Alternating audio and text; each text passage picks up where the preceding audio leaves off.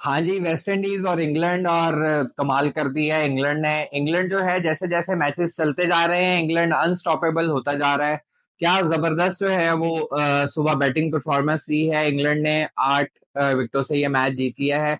West Indies का एक problem है, वही प्रॉब्लम जो पाकिस्तानी टीम के साथ जो है वो नॉर्मली होता है कि हम स्ट्राइक रोटेट नहीं करते। इसी तरह से जो है वो कल के मैच में जो है वो 51 डॉट बॉल्स खेली हैं वेस्ट इंडीज ने, जो कि एक खास वजह है कि उनका स्कोर 225 तक हो सकता था, उससे जो है उनका स्कोर कम था।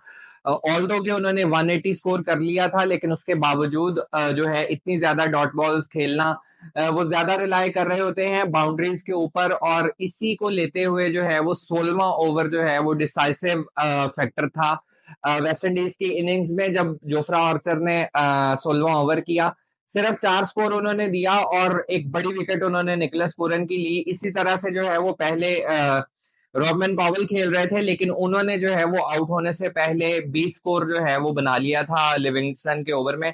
और उसके बाद जो है वो 18वां 19वां और 20वां ओवर जो है उसमें कोई बहुत ज्यादा स्कोर जो है वेस्ट इंडीज नहीं कर सका।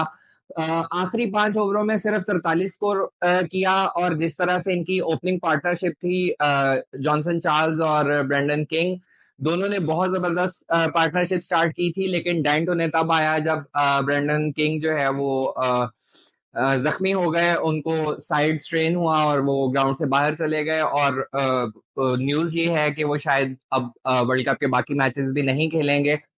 तो उसके बाद निकलस पूरन आए और चार्ल्स जो है वो रिलाई कर रहे थे कि निकलस पूरन हिटिंग करेंगे। हिट लगाई भी उन्होंने, लेकिन बहुत ज्यादा जो है वो आगे तक लेके नहीं जा सके।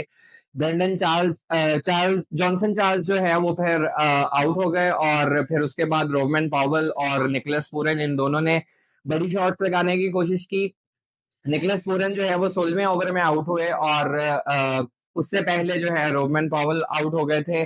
फिर उसके बाद डेरेरस और रसल, उसके बाद जो है वो रदरफोर्ड।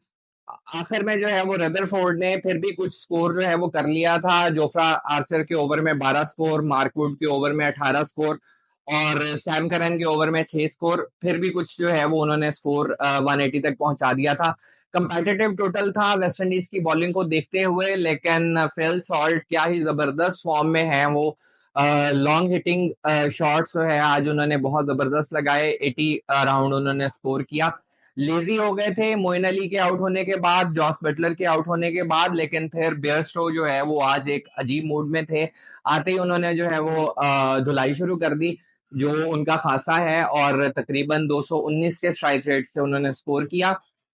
और उनको देखते हुए जब उन्होंने प्रेशर ऑफ किया फिल साल्ट के ऊपर से, तो फिर जो है फिल साल्ट उन्होंने एक 16वां ओवर, एक जोफ्रा आर्चर ने किया था और एक रोमारियो शेफर्ड ने किया। 30 स्कोर उन्होंने बनाया एक ओवर में, और तकरीबन वहां पे मैच खत्म हो गया था। और 15 बॉलें बाकी थी जब इंग्लैंड ने अपना स्कोर कंप्लीट कर लिया और उनके सिर्फ 2 आउट हुए थे।